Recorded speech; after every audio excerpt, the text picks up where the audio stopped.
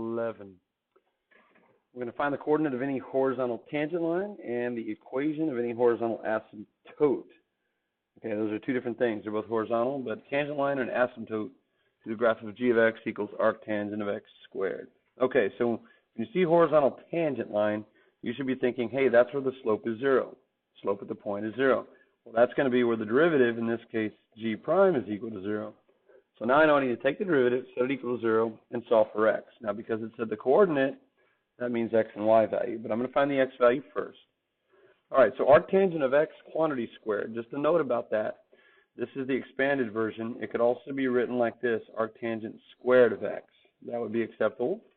It could also be written as inverse tangent of x quantity squared, because we know the inverse tangent is the same as arctangent. But what it can't be, you can't combine this notation here with the inverse and the squared. You can't call that inverse tangent to the negative second. Okay, because if you see that, that means that it's 1 over tangent of x quantity squared. So that inverse notation right here is reserved exclusively for inverses. All right. Now, if you see any other number there besides -1, you can expand it and write it to a higher power. That's why we use the arctangent to begin with, just to avoid the confusion. Now, this one is set up in the expanded form, ready to go for the chain rule.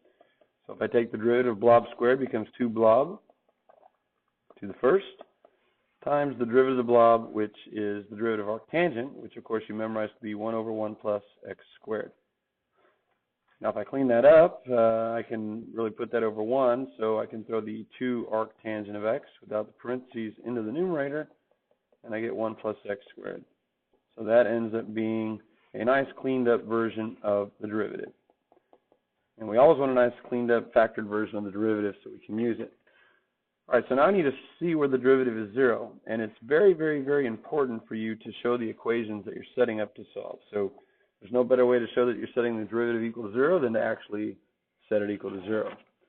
Now, because we're going to be doing this without a calculator, we're going to go ahead and work with the actual expression that's equal to 0. But you can still demonstrate that by saying g prime equals 0. But, of course, you can't really get your hands in on that one to solve it. Now, because it's a quotient is equal to 0 when the numerator is equal to 0, as long as the denominator is not. So we'll start by setting the numerator equal to 0. And, of course, then we can divide through by 2. And now to solve for x, x is a ratio. Arctangent of what ratio gives you 0? You can actually solve this by taking the tangent of both sides. Now that is the inverse operation of arctangent. And tangent of arctangent of x is x, and we get tangent of 0. So this is 0 radians. And, of course, tangent of 0 is 0. So x equals 0. All right, so now that we know the x-coordinate, we'll find the coordinate. So the point where we have a horizontal tangent is at the point 0, comma g of 0, which is at 0, comma arctangent of 0. And now to evaluate that, since 0 is a ratio, we say arctangent of 0 is the same question as tangent of what angle is 0. Well, that's going to be 0, pi, 2 pi, 3 pi. So the angle that's in the principal value range of arctangent, it's always going to be one that's kind of near the origin in the first quadrant or fourth quadrant if you're negative. But in this case, it's just 0. So it's the origin. All right, so that graph has a nice smooth horizontal tangent at the origin. Now, what about horizontal asymptotes? Horizontal asymptotes are looking at the end behavior of the graph, and we find those by analyzing 2 limits. The limit as x goes to infinity of our function, which is arctangent of x squared. And we also look at the left end behavior because it could be different. So that's the limit as x goes to negative infinity of arctangent of x. Now to evaluate those, remember the limit is that super powerful thing that we can multiply, reproduce, and we can put it wherever we need to. So the properties of limits enable us to bring the limit inside and take the limit as x goes to infinity of arctangent, evaluate that, and then square the result. Same thing over here. Take the limit as x goes to negative infinity of arctangent, find that first, and then square the result. Now to do that, you need to know what the graph of arctangent looks like. Arctangent is one of your parent functions. You need to know what it looks like. So just a reminder here, it has horizontal asymptotes at y equals pi halves and negative pi halves. And of course, those were the vertical asymptotes of tangent. And then it's a monotonic increasing function with origin symmetry. It passes through the origin. Looks like that. Now, if you know the graph like that in your head, you visualize it, then it's real easy. You don't even have to draw it. The limit as x goes to infinity then of that graph is pi halves. So we can replace that with pi halves, square the result, we get pi squared fourths. And on the other side, notice when we go to negative infinity, we get negative pi halves, a different result. But because we end up squaring it, it becomes the same value. So both left and right end behavior approach this pi squared fourths, which remember by the definition then, there's a horizontal asymptote at y equals, and since there's only one of them, there's only one horizontal asymptote. Now, doing all this work, it might be interesting to try and hazard a graph of this function right here, arctangent x squared. So let's look at the symmetry of the graph. Remember, for the symmetry of the graph, we want to know, is it even, odd, or neither? And the test is to replace x with negative x. If you get the same thing you started with, then the function is even, and it has y-axis symmetry. If you get the opposite that you started with, it's an odd function, and it has origin symmetry. Now notice if I plug in a positive x or a negative x into arctangent, arctangent itself is an odd function. Plug in a positive x, you're going to get a positive y. If you plug in the opposite value of x, you're going to get the opposite value of y. But notice that the magnitude of your y values is going to be the same. They're equidistant from the x-axis. So when you square those two numbers, positive or negative of the same magnitude, you're going to get the same number. So what that means then, for us, g of negative x equals g of positive x, and so our function is an even function with y-axis symmetry. And that could be helpful for graphing. So let's go ahead and get the graph. Got the y-axis, got the x-axis. I know there's a nice horizontal tangent at 0, 0, so I'm going to put that point there. And I know there's a horizontal asymptote up here at y equals pi squared fourths. Now, you're very limited in what it can do. It's got to approach that horizontal asymptote, and it's got to have symmetry, and it's got to have a nice smooth turning point. So I'm guessing it's going to look like that. There's your horizontal tangent, and it increases like that. So you can verify that on your calculator.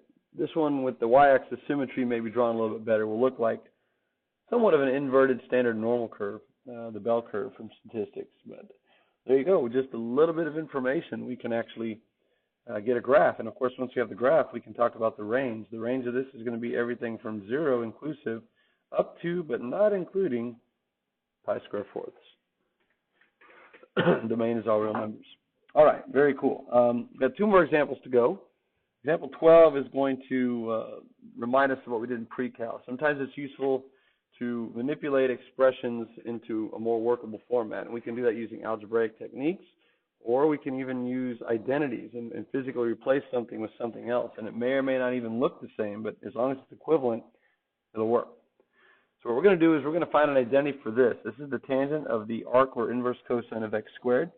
We want to write it purely as an algebraic expression, that is, without any trig in it. So if you look at x squared, it follows an arc cosine or an inverse trig function, so it's a ratio. You can put it over 1 to make it look more like a ratio. And anytime we take the inverse trig of a ratio, you're going to get an angle theta. Now, we don't know what theta is, and we're not interested in theta, because what we really want to know is what is the tangent ratio of the angle theta whose cosine ratio is x squared over 1. That's what that's telling us. Well, we can always just draw a handy-dandy little reference triangle here in quadrant 1. And because we have the cosine ratio as x squared over 1, cosine is adjacent over hypotenuse. So we can label that as x squared, we can label that as 1. And then by the Pythagorean theorem, this other side becomes hypotenuse squared, which is 1 squared, or 1, minus the other short side squared, which is x to the squared squared, or x to the fourth.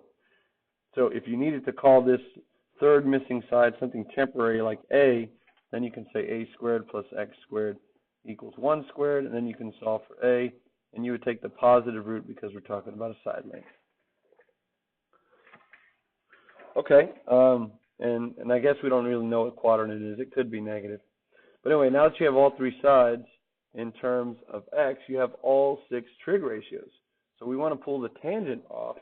Tangent is y over x, or its opposite over adjacent. So that is going to equal the square root of 1 minus x to the fourth all over x squared. And believe it or not, that is equivalent to this expression right here. One is interchangeable with the other. Over their domain, they will have the exact same outputs for every input that works. And that's a pretty neat replacement because they don't really even look at all alike, except for maybe the x squared. One has trig, one doesn't. So when might we want to use something like that? Well, I'm glad you're asking. Example 13, a rare multiple choice question for an example. Find the derivative of f of x equals this. Okay, cosine of inverse tangent of x over the square root of 6. I hope you're in the habit of quickly previewing your multiple choice answers because that can inform your method of how you're going to answer the question. Notice that all 5 answer choices look the same. I mean, if you look at them long enough, your eyes can start to spin, but I do notice that none of them actually have any trig in them. So if you proceed just kind of saying, man, I know how to do this problem. I'm going to rewrite this. That's inverse tangent. That's going to be the same as 1 over the square root of 6x. Okay. Now it's set up for the chain rule, f prime of x, working from the outside in. The derivative cosine of blob is negative sine of the blob. So I got this. This is not going to be that difficult. Just inch by inch, it's a cinch. Next layer is inverse tangent. The derivative of inverse tangent of blob is 1 over 1 plus the blob squared. And of course, the blob is, I'm just going to write it as this, x over the square root of 6. And then finally, the derivative of the innermost blob, the derivative of this is just 1 over the square root of 6. There you go. Congratulations. You found the derivative. Now, you have to match it up to one of those. Well, not only do you have this piece over here that now has complex fractions that you're going to have to eradicate, you're going to have to get rid of the sine and the inverse tangent because there's none of that over there. And once you get rid of this by replacing it with some algebraic expression, then you have to incorporate it into all of that that's complex fraction. So yuck, yuck, yuck, yuck, yuck, yuck. That's, I think, yuck to the 6th power. And maybe there's a C in there. But I don't like this method. I don't like this method at all. So I'm going to lasso it with my scissors and cut it and flip it and maybe spin it over there. Get out of here. All right. What I'm going to do is, since I know that I would have to simplify this at the end with the sine and inverse tangent, I may as well do it at the beginning. A little work on the front end can save a lot more work on the back end. An ounce of prevention worth a pound of cure. So let's do that. This right here is, of course, a ratio. It's a tangent ratio. And if I take the inverse tangent of that, I'm going to get some angle theta. I'm going to go ahead and do my little triangle over here, generic. There's theta. Labeling the two sides. Tangent is the adjacent over the opposite. I'm sorry, the opposite over the adjacent. It's y over x in terms of x, y, and r. So I can label the opposite side x and the adjacent side square root of 6. Okay, that's the tangent ratio. Now, it's a little weird calling the vertical part x because we're normally calling the horizontal part on the unit circle x, but this is a different x. And this is not the x coordinate. This is just some variable representing the numerator of our ratio. By the Pythagorean theorem, the hypotenuse then is the sum of the squares of the two short sides. So it's x squared plus the square root of 6 squared is just 6. And again, if you want to call the hypotenuse a temporarily and you solve using Pythagorean theorem, feel free. But now that you have all three sides, you have all 6 ratios. We want to pull the cosine ratio off. Cosine is adjacent over hypotenuse, or x over r. So it's going to be the square root of 6 over that. Square root of 6 over that. Now at this point, you feel like you've done a lot of work. You want to be careful because I'm surprised that's not an answer choice. Because this would be for the person who forgets what the question's asking. We haven't BOTC'd yet. We haven't busted out the calculus. Now from here, you could use the Hody-High quotient rule, but because there's a numerator, I would recommend that you bring the denominator to the top, and of course that would be to the negative 1/2 power, and use the chain rule, which will be a little bit faster than the quotient rule. And if you want to verify using the quotient rule, that's fine. D high would be 0 if you use the quotient rule, because we have a constant up there. All right, so here we go. F prime of x using the chain rule. Square root of 6 times negative 1/2 is negative square root of 6 over 2 times the blob to the negative 1/2 minus 1. Oops, and I lost it. We'll get back here. Apologize for that. to the negative 1/2 minus 1, which is to the negative 3/2 power. And then times the chain rule, the derivative of the inside function, which is 2x. Now all I got to do is clean it up and try and match it to one of our answers on the to the left here. I notice that these 2's divide out, and I'm left with a negative square root of 6 times the x, and the other factor here in the middle that has the negative exponent. The negative can kick it back down to the bottom. Now, I remember from my answer choices that it did not put it back under a radical. It left it like that.